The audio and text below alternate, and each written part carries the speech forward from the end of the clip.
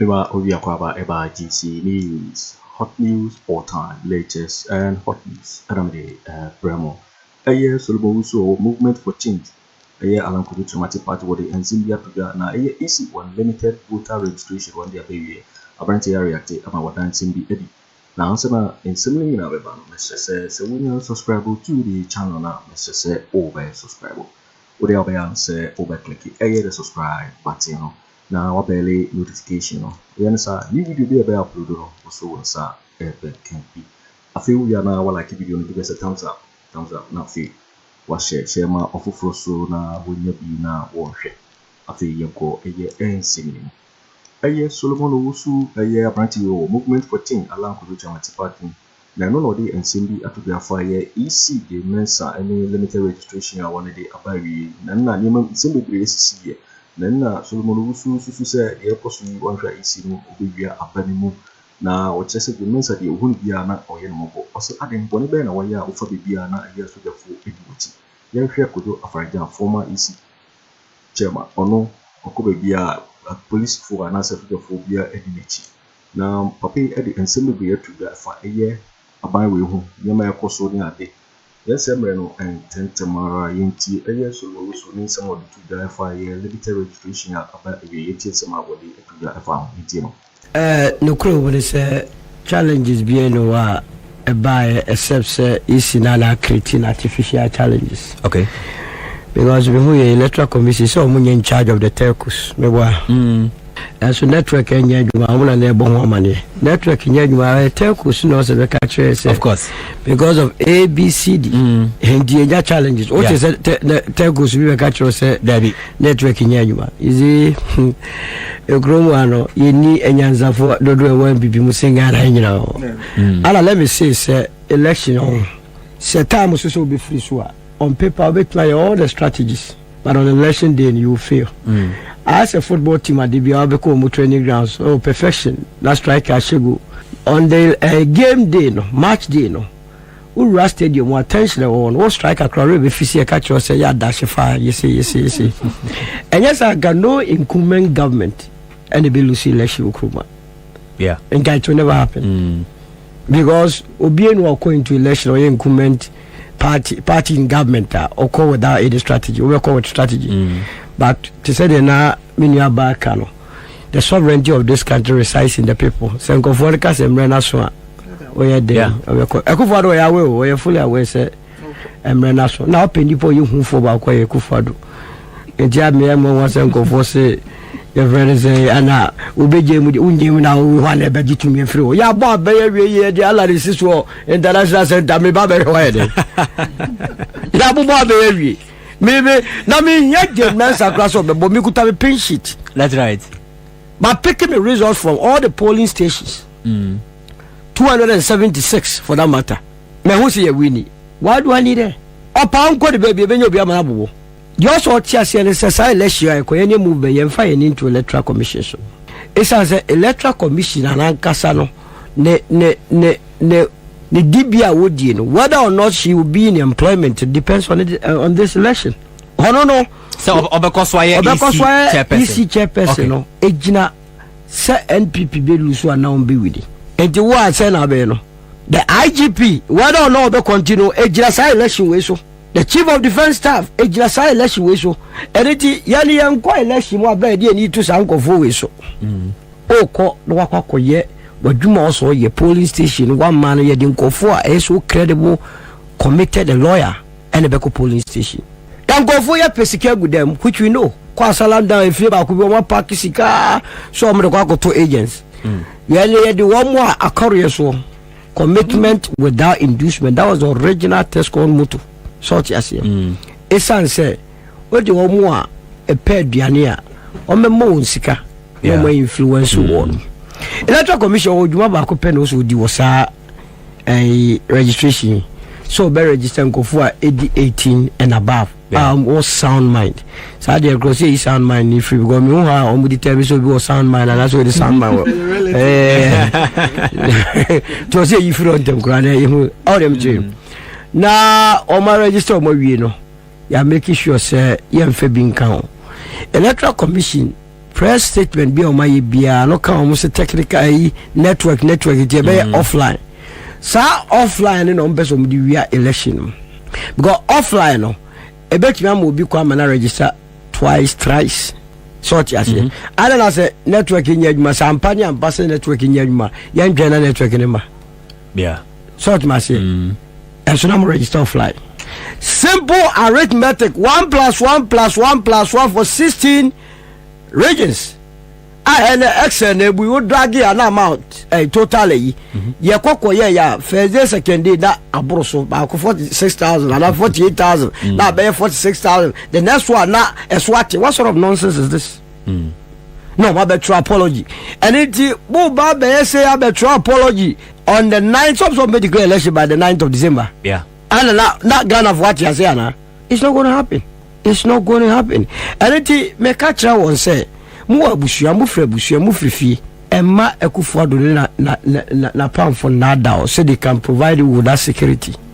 Me electoral commissioner me hu na mera ho ama no because oba me frɛ oba yim na bai so I have a soft spot for ma so ti ase say onam na asojafo bebredi na chi no unthinkable e dey boni no edi yeah Afriyie ne trase afa bia one bottle in the heat of the moment was a berim no fans cry na fekeke mind you say the time no na ye democracy the ndu ba bia o ba na sojafo ni na chi every say obeka cho say okwa Afriyie officer oba we pin sheet oba the same pin sheet the information the bema we no the bema we ye ne sa na won to e mo bi na da the last time I would declare election they recorded yes I bought time I would declare election no also who declare na we are also good evening we are good evening me who say ye press conference abra ni petro kra yamfa a camera nto obi aso da odon kwa that is so because and you may be here especially at the time ye din kofo a me one NPP minimum Peter Pia henepa or ye NPP so for on what basis and Abeka so be elect one of the commissioners so me ye die ehun hia we yes already the tension now dey ba me makase e was a returning officers in the publish home ni hu obi anim because you see adwoso eche bibi and if you don't know a by election party bia our best we are in fact a party in power so basically we are election or test the strategies in during by elections yeah and it is idea na the MP for Kwada so sika pudua say amount say almost $15,000 oko chema won and it's your fan lightly Honorable Kingsley o friend honorable obi o chebra be honorable you say kroma mo honorable by heart one honorable dishonorable idea obetuma yamba di oyene sem kofu betuma fan grant on that day fan say esi 7 December as stake near so high anokoye sa de no obi tam sika ndwagu ni so a ever na ne eko say o to lunch and amom Kwada so atra kumase da Kwada so baby a constituency ba ko akweni search de pa ne sa Kwada so constituency won chade ohu no twa wipe panko anu nti watinte wa glass tinted we free Kwada so afaka etuka to eyegum se wo na akohwe omo akomde omo adwuso akomo obuto money sase mo ye kama oti na ja hon kwa ne sie baby bebre because that was a strategy for the day. And until registration we and man young one was returning officers and registration officials no be brinano even moms caso on register minus and the sadi so to my say na me de bia me ka say voter register is here you need pay 17 million plus before say ba be limited registration 17 million before say ko 2016 election about 13 or 14 million I what album no omo de ko to abayi former President John Mahama and ye register bi kan ho and be 17 and omo to aba eyi President Akufo-Addo and the money confidence am why adwuma papa this 17 na angasa no e be to aba ma because 17 ne dodo akwa to aba ma you don't have a problem but guess what o man pani o ka kire gira simpie so me ba video ya eyi awugboi see the hata no akaje fans o kasana anti-akua de gina na chipe anti-akua de Kumasi Central Market otontoma sa time no se ne dwetire hye to nya oru Akufo-Addo mugidi o hwe ni mfie so and in a part of the world ye bu onu mo mfie ko anum ye believe say this omudi ntro because oh ben wuwum ye gidi to be say o kan okura so obeko heaven nya sa na aka kire ene ti ade na pani ebedi ntro ene ti wo omuji ni diye ali koto aba eme Akufo-Addo. At the time the new patriotic party was taking power no not cedi to the dollar no 1:4.2 short mass here. Yeah. Now ena menu ka say now you charitable kra enye 15 cedi na do 16 cedi 20 pesos ene na bank for na mo church one and concert o mama fan serious they never omo ni scan kra bi ho omo na in fact omo na aswa dollars na come about chini mo town akonfon kwasa banks when they are all nation together with the governor of Bank of Ghana. Governor of Bank of Ghana na sudi so be say the stability of the currency is maintained at all time. Nibedi no wanye enti cedi no ahode na kofo and they wipe out all the middle class. The enche ohia system ni mo adin pa ne say middle class no man say the ozone layer omo na de bia no munye bi na bia so fomfo so. And it is a we you omo firi hon mo a na e fomfo ne brankasa Akufo-Addo adaroma wa maguta bre wama automobile dealers association bre wama beverages for bre wama AGI for bre obia bre onu kwa na me enuti say ye gina the economic conditions that were prevailing in 2016 so to aba eyi abamba kufiro the same thing won hu say eba oba ye no na inflation 15.4 near CNT bi da eno ne ko ba say every 2 weeks bi abeti say ye koye economic lectures. And the Central University for Bawumia na so we had the last lecture on the city. Papa you ye bia also be kwayi o ye bia also kwayi yes I esan say who say and now me no ka say and I'm 25 and ya bro mesia manadru 658 billion. Now the last 46 billion no dey no more kan almost say Akoto because of the depreciation of the city, which is true.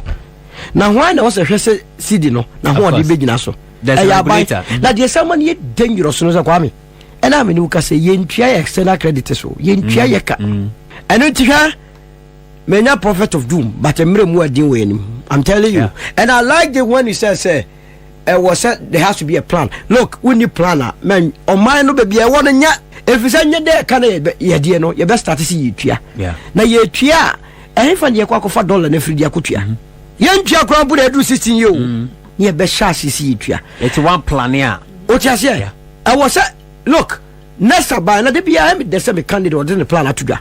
Believe you me, without plan you will fall into a ditch. Your IMF says IMF program no e be we 2025 ending. IMF way almost was on mo be say Africa. What was America kwa IMF akojiskada obo ba sika de obo de man say fan kwashe balance of payment na sa ko mo show na de bia ye bre na no kwa ba it comes in tranches it won't mean fan nye ade bia opese na me no ka say almost over 1.2 billion magana say di nyina so na no me say 300 bi ba obi ad na ho di ko sam na 1.2 kura ba ye nte na 300 as odi e ya boss ataso.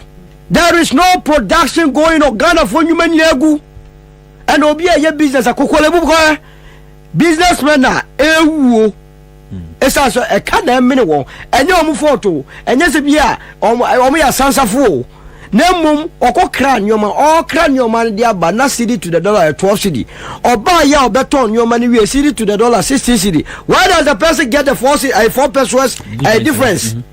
Division ka se bibia pass on to the consumer oni sika tiada obeko shops nipa betena ko franapa ko sie nyimre oni sika bia eno na abo NPP abe pusa ene communicators of the new patriotic party in platform so dia no keka aya no ma yesu ko no ma ba ko bi e kwa sike kan si to kwa o raposa ase reggae mar ya kachen o kan fast we free and penifo da boy ma ya say o man to this you know omu nyina nko radio so bio. That is where we are. And it's a balance anu a yemfa other means ni yemfa nkwada nko hyem yenwie nipa ne bibiri nko hyem ne ba eno kwa nyesa nkwala le kwakoto aba no omu akoto 4455 le akwa akofiti. That is the only reason why voter register I say baby Takashi, but I can assure you say NPP will likely get less than 13% in the coming election. Take it from me. Now, my son catches Ashanti region, NPP stronghold view. Take it from me. Movement, you know, we know. Are you saying that's because of movement? And now say because you think the current economic conditions is not favoring large number of Ghanaians. Movement in the economy is what I'm want. Say no like you my free sword. Is a member of the movement. Sabia will consider over the tact and threat. A strategy. Baba we are Abaka Krakawi. Our pet problems are returning officers. Maybe Bush and be because they will be endangered species. Yeah. How many NPP polling agents? Because maybe Bush and be maybe I movement anyway. Kakre everyone to be a cam. But two of them when said man be. Short I say. Esa said there's so much at stake. Sir NPP and free so better SMS kapudio yet me kwa Gyade. SMS for mamu niskano. Because Esika we dey so. NPP and free so a better than Pualugwa $11 million choppable money. Yet me akwaje. Sir NPP and free so a better than Japadia Royal yesi ade cost stock exchange. Our land yakoswa $12 million. Ya better than yaje. Na sir NPP and free so a $2 million and yesi be Sky Trade consultancy. Ya better than yakwaje. Na se NPP and free swa sasika pudio ya na Sicilia obada pa ablada pa empasie ayese yesika hey na no me check the last otufo boko aru ye account credit ya nduru bebia eye be de beba se otufo ya wo ye benye sika se otufo yi Yo, Divo, winning and some years Solomon Owusu movement for change along Kojo Kyeremanteng party in some of the Tuga or Brobo and send so far a year easy Mensa 100% one persona when we are about or the Nina Atuga. The girl say GCB so and our hero 7 subscribe ya. Let's just say over subscribe no like it. Now watch a video number offer for so a maybe now what he also betting actually what they offer a year and 7 year home a will comment boxing Ubeti Minkabi in my next video. Thanks for watching. Like and share the video. You can also drop your comment. Please don't forget to subscribe. Click on the bell to turn on the notification.